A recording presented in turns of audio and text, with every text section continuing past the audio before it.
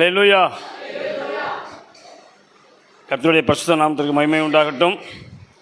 இன்றைய தினம் உங்கள் மத்தியிலே தேவனுடைய வார்த்தையை பகிர்ந்து கொடுப்பதற்கு வாய்ப்பை கொடுத்த தேவாதி தேவனுக்கும் அருமை அண்ணன் வின்சென்ட் டி ராஜ் அவர்களுக்கும் இயேசுவின் நாமத்தினால நன்றியும் வாழ்த்துதலையும் தெரிவித்துக் கொள்கிறேன். எல்லோரும் சந்தோஷமாக இருப்பீங்க என்று அல்லேலூயா கர்த்தருக்குள் நம்புகிறேன். நம்ம அடிக்கடி தியானிக்கிற வாஸ்த பிரசங்கத்தை கேட்ட பிரசங்கித்த வசனத்தை தான் நம்ம தியானிக்க போகிறோம். வாசிங்களேன். சங்கீதங்களின் புஸ்தகம் சங்கீதம் 40:16 எடுத்தவங்க வாசிங்களேன். சங்கீதம் 40:16 வாசிங்க. உம்மை தேடுகிற அனைவரும் உமக்குள் மகிழ்ந்து சந்தோஷப்படுவார்களாக. உம்முடைய ரட்சிப்பை விரும்புகிறவர்கள் ஹல்லேலூயா. அதுக்கு அடுத்து வாசிங்களா. அப்படியே 17 வாசிங்களா. நான் சிறுமையும், அதுக்கப்புறம் சொல்றாரு, நான் சிறுமையும் எளிமையும் ஆனவன், என்ன நினைச்சுக்கிட்டு இருக்கிறது ஒருத்தர் உண்டு, தேவரீர் என் துணையும். அப்போ இவன் என்ன சூழ்நிலையில் இருக்கான்ங்கிறத நமக்கு தெரிவிக்கிறாரு. நான் சிறுமையும் எளிமையும் ஆனவன், கர்த்தரோ என்மேல் நினைவாக இருக்கிறார். தொடர்ந்து தேவரீர் என் துணையும். அப்போ அவன் ஒரு பிரச்சனையின் மத்தியில் அல்லது ஒரு சிக்கலின் மத்தியில் இருக்கிறது. அதில் அவர் என்ன செய்கிறாரு? நான் பேசுறது உங்களுக்கு புரியுதா? தாவீதின் விண்ணப்பம். இது வந்து தாவீதினுடைய சங்கீதம். 40 தலைப்பை பார்த்தீங்கன்னா ராகத்தலைவனுக்கு ஒப்புவிக்கப்பட்ட தாவீதின். ஆனால் அவன் ஒரு பிரச்சனையின் மத்தியில் இருக்கிறான். அவன் சொல்கிறான், தேவரீர் என் துணையும் என்னை விடுவிக்கிறவருமாய் இருக்கிறீர் என் தேவனே. இப்படிப்பட்ட சூழ்நிலையில் அவன் ஜெபம் பண்ணுறான். உம்மை தேடுகிற நான் வெட்கப்பட்டு போகக்கூடாது, நான் மகிழணும்னு அதில் சொல்லலை. நான் தவறாக சொல்லலை. அப்படி சொல்லுவது சரியா தவறான்ங்கிறதுக்குள்ளே போகலை. அவன் சொல்கிறான், தாவீதுக்காரன் சங்கீதக்காரன் சொல்லுகிறான், தாவீது உம்மை தேடுகிற எல்லாரும் யாரா இருக்கட்டும் ஆண்டவரா. எவ்வளவு நல்ல மனது பாருங்களா. ஆனால் அவனுடைய சூழ்நிலை என்னை நீர் விடுவிக்கணுங்கிறான். அப்போ ஒரு பிரச்சனையினுடைய மத்தியில் இருக்கிறவன் சொல்கிறாங்க, உம்மை தேடுகிற அனைவரும் உம்மில் மகிழ்ந்து களி கூறணும், சந்தோஷப்படணும், மகிழ்ச்சியாக இருக்கணும்.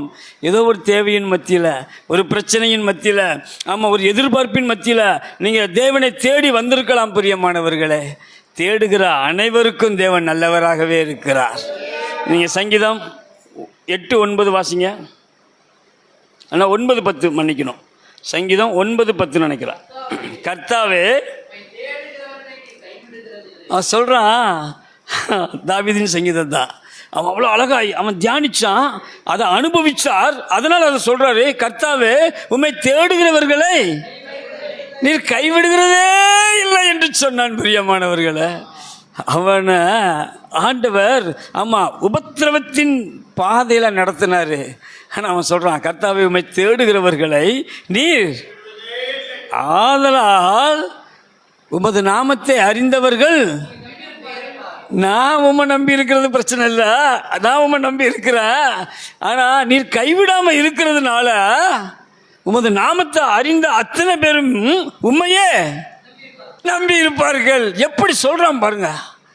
ஆம் பிரியமானவர்களே, நீங்களும் கூட இந்த நடு நிசி வேளையில், ஆமாம் ஒரு 12 மணி கிட்டத்தட்ட ஆயிடுச்சு. ஆமாம், தேவனுடைய வார்த்தைக்காக நீங்கள் காத்திருக்கலாம். கர்த்தர் நம்மோடு இடைபெடுகிறார். பிரியமானவர்களே, இஸ்ரவேல் ஜனங்களை தேவன் நடத்தினார். எப்படி தெரியுமா நடத்தினாரா? ஆமாம், அவர் சொல்கிறான், ஏசாயா 63:13 வாசிங்களா. ஒரு குதிரை வனாந்திர வெளியிலே நடக்கிறது போல இஸ்ரவேல் ஜனங்களை ஆண்டவர் ஆழங்கள்ல என்ன செஞ்சாரா? நடக்க பண்ணினாரா. யோசித்து பாருங்களா. ஒரு திரள் கூட்டம், புருஷர்கள் மாத்திரம் 6 லட்சம் பேர் வராங்க. ஆமாம், அதில் ஸ்திரீகள் இருக்காங்க, வேலைக்காரங்க இருக்காங்க, அந்நிய ஜனங்கள் இருக்கிறாங்க, அவங்க கூட சேர்ந்து வர்றவங்களாம் இருக்கிறாங்க. ஆமாம், வேலைக்காரர்கள், ஆடு மாடுகள், ஒட்டகம், கழுதை, குதிரைன்னு எக்கச்சக்கமான பரிவாரத்தோடு வராங்க. ஆண்டவர் சொல்கிறாரு, ஒரு குதிரை, அந்த ஜனங்களில் ஒரே ஒரு குதிரை, நல்லா உட்காந்து தியானிச்சு பாருங்க, ஒரு குதிரை வனாந்திர வெளியில், ஒரு சமனான பெரிய வெளி, அது சமனான வெளியாக இருக்கும். வனாந்திர வெளினா அதில் பள்ளம் இருக்காது, மேடு இருக்காது, குன்று இல்லை, மலைகள் இல்லை, பள்ளத்தாக்கு இல்லை, ஒரு மரம் கூட இல்லைன்னு வச்சுக்கிடுவாங்களேன். அப்பேற்பட்ட இடத்துல ஒரு குதிரை நடக்கணும்னா எவ்வளோ விசாலமாக இருக்கும், அவ்வளோ பெரிய இடம். யோசித்து பாருங்கள், ஊருக்குள்ளே இத்தனை பேர் நடந்து வந்தால் பாதை இருக்குன்னு நினைக்கிறீங்களா? ஊருக்குள்ளே இத்தனை பேரும் நடந்து வரணும்னா பாதை இருக்குமா? சொல்லுங்களா? இடைஞ்சலா இருக்கும், வர முடியுமா? 6 லட்சம் புருஷர் ஒரு சின்ன பாதைக்குள்ளே போக முடியுமா? வனாந்திரத்தில் தான் நடக்க முடியும். உங்களை தேவன் நடத்தி கொண்டு போகிற பாதை உங்களுக்கு அது சரியான பாதை. ஆனால் நம்ம அதை வனாந்திரம் நினச்சிட்டு இருக்கிறோம். உங்களுடைய செட்டைகளின் நிழலிலே நான் களி கூறுகிறேன் என்று சொன்னான் சங்கீதக்காரன். 63:7 வாசிங்க. சங்கீதம் 63:7. கர்த்தர் எனக்கு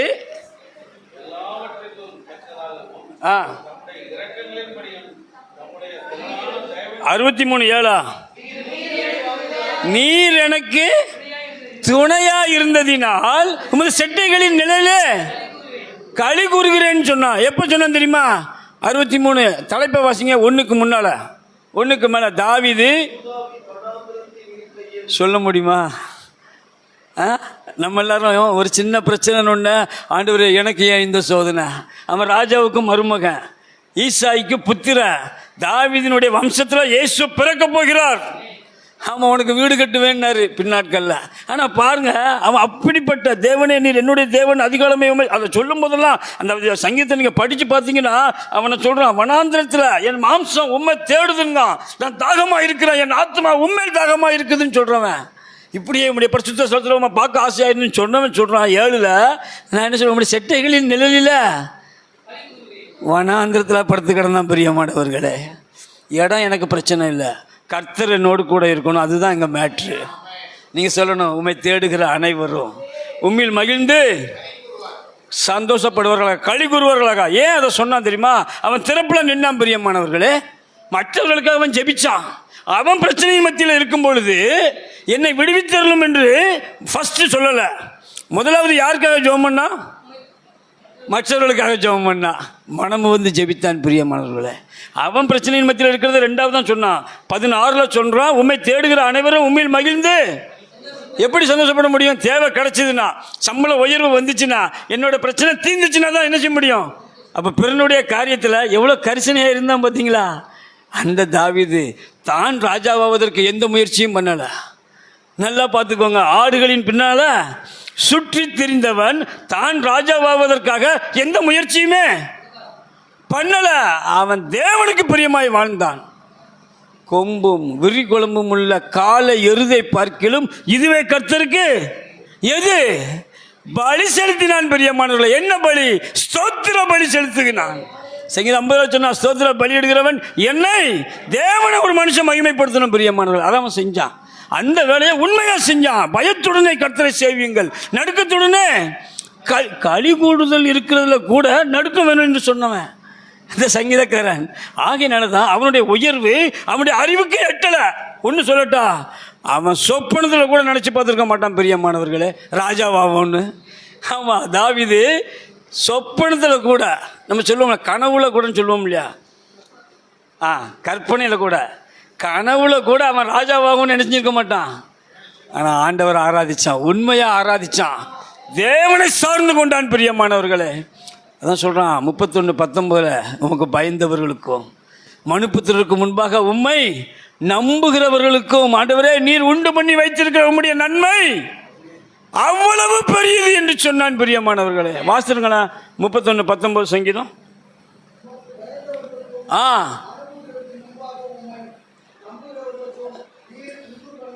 வைத்திருக்கிற நன்மை எவ்வளவு பெரியது, எனக்கு உண்டு பண்ணியிருக்கிறீர்கள் முதல்ல சொல்லலாமா? அவர் சொன்னதே என்ன சொல்றாரு? உமக்கு பயந்தவர்களுக்கு. நீங்க நல்லா உட்கார்ந்து தியானிச்சு பாருங்க பிரியமானவர்களே. சுயநலத்தில் அவன் ஃபர்ஸ்ட் என்ன செய்யல? முதலாவது தனக்காக அவன் தேடலை. அவன் சொல்கிறான், சிங்கக்குட்டிகள் தாழ்ச்சி அடைந்து எல்லாருக்கும் தெரியும், சொல்ல தெரியும். ஆனால் வேதம் சொல்கிறது, என் சகோதரரே, நீங்கள் வசனத்தினாலும் நாவினாலும் அல்ல, கிரியையினாலும் உண்மையினாலும் நீங்கள் அன்பு கூறுவது, தேவனிடத்தில் அன்பு கூறுவது, ஜனங்களிடத்தில் அன்பு கூறுவது, நீங்கள் கை கொண்டு நடப்பதற்கு இதை தான் செய்யணும். 1 யோவான் 3:18 சொல்கிறார். அது என் சகோதரரே, ஆமாம், வசனத்தினாலும் சும்மா பேசிட்டு பெற முடியாது பிரியமானவர்களே, அதை அனுபவிக்கணும். கர்த்தர் கைவிட மாட்டார். அவரை தேடுகிற பிள்ளைகள் ஒருபோதும் வெட்கப்பட்டு போவதில்லை. சொல்ல முடியும், ஆனால் செயலுக்கு வரும்போது, சூழ்நிலையை பார்க்கும் பொழுது நமக்கு அது எதிராக இருந்த மாதிரி இருக்கும், ஒன்றுமே இல்லாத போல இருக்கும். ஆனால் பயப்படக்கூடாது. நம்மளை அழைத்தவர் உண்மையுள்ளவர், முடிவு புரிஞ்சு நடத்துவார். இந்த தேவன் என்றென்றும் உள்ள, பாட முடியும், சொல்ல முடியும், வசனம் தெரியும். ஆனால் அதை கை கொள்ளணும் பிரியமானவர்களே. மாறுதட்டி சொல்லணும், என் தேவன் என்னை கைவிட மாட்டார், ஒருபோதும் கைவிட மாட்டார். ஆகவே நான், என் இருதயம் பூரிக்கிறது, எனக்கு ஆலோசனை தந்த கர்த்தரை துதிப்பேனுங்க. ஆமாம், அதனால என் உள்ளம் பூரிக்கிறதுங்க. சங்கீதம் 16 நீங்கள் அவன் தேவனை உயர்த்துறத பாருங்க. ஆமாம், உயர்த்தி உயர்த்தி அவன் உயர்வை பெற்றான் பிரியமானவர்களே. எத்தனை பேருக்கு புரியுது? தேவனை உயர்த்தி உயர்த்தி தாவீது உயர்வை பெற்றான். இதுதான் அவனுடைய ஃபார்முலா. உண்மையாய் தேவனை தேடணும். தேவனை தேடுவதில் உண்மை இருக்கணும், விசுவாசம் உறுதியாக இருக்கணும். அவன் சொன்னான், மரண இருளின் பள்ளத்தாக்கில் நடந்தாலும் நான் எந்த பிரச்சனைக்கு மத்தியில் இருக்கிறேன், எனக்கு பிரச்சனை. சங்கீதம் 37 கடைசி வாசிங்களா? சங்கீதம் 37 நீ உத்தமனை நோக்கி செம்மையானவனை பார்த்துரு, அந்த மனுஷனுடைய முடிவு சமாதானம். 39 நீதிமான்களுடைய ரட்சிப்பு கர்த்தரால் வரும், கர்த்தரால் மட்டும்தான் வரும். அதுக்கப்புறம் சொல்றான் பாருங்களா, இக்கட்டு காலத்தில் அவரே அவர்கள், அவன் நமக்கு அடைக்கலமா இருப்பது கர்த்தர். அதுக்கு அடுத்து சொல்றான், கர்த்தர் அவர்களுக்கு, உங்களுக்கு யார் ஹெல்ப் பண்ண போறா சொல்லுங்களேன்? உங்களுக்கு யார் ஹெல்ப் பண்ண போறா? கர்த்தர் உங்களுக்கு ஹெல்ப் பண்ண போறாரு, மனுஷன் இல்லை பிரியமானவர்களே. அப்ப நம்ம எப்படி இருக்கணும்? தைரியமா இருக்கணும். ஆனால் அந்த தைரியம் என்ன செய்யறது இல்லை. ஏன்?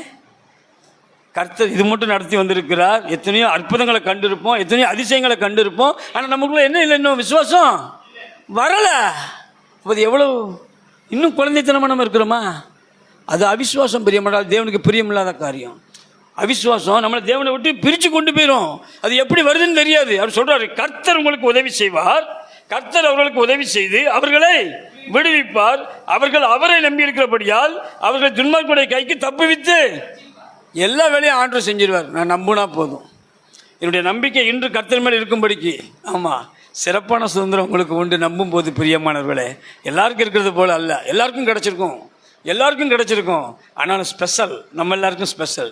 இன்னும் அவரை உண்மையாய் தேடும் பொழுது, அவரை விசுவாசிக்கும் பொழுது, அவருக்கென்று சாட்சியாக நீங்கள் நிற்கும் பொழுது, ஆமாம், மிகுந்த பலனுக்கான ஏதுவான அந்த தைரியத்தை நீங்கள் என்ன செஞ்சிடக்கூடாதான். எபிரேயர் 11:38 நினைக்கிறேன், வாசிங்க. 35 10:35 இருக்கும். ஆகையால் மிகுந்த பலனுக்கு ஏதுவான உங்கள் தைரியத்தை, ஆமா, அதை நீங்க தைரியமா சொல்லணும். அப்போ 23, அதே 10:23 வாசிங்க. அல்லாமலும் சொல்லணும், கர்த்தர் இம்மட்டும் என்ன நடத்தினார், இதுவரைக்கும் என்ன நடத்தினார், இனிமேல் என்ன நடத்துவார் என்று நீங்க அறிக்கையிடணும் பிரியமானவர்களே. அதை பிசாசு பார்க்கும்போது தான் வெட்கப்படுவான். அதை தைரியமா சொல்லணும். என்னை நடத்தி வந்தார், பல லட்சங்கள் கடன் இருந்தது, ஆமாம், என்னால் அடைக்க முடியுமான்னு எனக்கு ஒரு கேள்விக்குறி இருந்துச்சு. ஆனால் நினச்சேன், கர்த்தரால் ஆகாத காரியம், என் ஆண்டவரால் கூடாத காரியம், ஆமாம், சகலத்தையும் செய்ய வல்லமையுள்ள தேவனை தெய்வமாய் நம்ம பெற்றிருக்கிறோம். தைரியமாக சொல்லணும். ஒருவேளை நம்முடைய குறைவுகள் காணப்படலாம். நீங்கள் 2 கொரிந்தியர் 7ஆம் அதிகாரம் 1ஆம் வசனம் வாசிங்க, முடிச்சிடலாம். இப்படிப்பட்ட வாக்குத்தத்தங்கள் நமக்கு 2 கொரிந்தியர் 7:1 நமக்கு உண்டா இருக்கிறபடியால் பிரியமானவர்களே, மாம்சத்திலும் ஆவியிலும் உண்டான எல்லா அசுசியும் நீக்கி நம்மை சுத்திகரித்துக் கொண்டு பூரணப்படுத்திக்கணும். எப்படிப்பட்ட வாக்குத்தத்தங்கள் நமக்கு உண்டாயிருக்குன்னா, முந்தின வசனத்தை வாசிக்கணும். 6 கடைசி, நான் உங்களை ஏற்றுக்கொண்டு நான் உங்களுக்கு பிதாவாய் இருப்பேன், நீங்கள் எனக்கு குமாரரும் குமார்த்திகளுமாய் அப்போ அசுத்தமானதை தொடாமல் நம்ம தெய்வ பயத்தோடு அசுசியான காரியங்கள், கோபம் இருக்கலாம், எரிச்சல், தேவனுக்கு பிரியமில்லாத, மன்னிக்க முடியாத அந்த ஸ்பாவங்கள், தேவனுக்கு விருப்பமில்லாத காரியங்கள் ஒருவேளை காணப்படுமானா அது எல்லாத்தையும் நம்மை விட்டு அகற்றி கண் சுத்தமாக இருந்தால் அது சரீரம் முழுவதும் வெளிச்சமாக இருந்தால் சரீரம் முழுவதும் வெளிச்சமாக இருக்கும், பரிசுத்தமாக இருக்கும். பிரியமானவர்களே, கடைசி ஒரு வசனத்தை வாசனம் முடிச்சிடலாம். இந்த வாக்குத்தத்தங்கள் தேவன் நம்மில் நிறைவேற்றுவதற்கு ஒரே ஒரு காரியம்.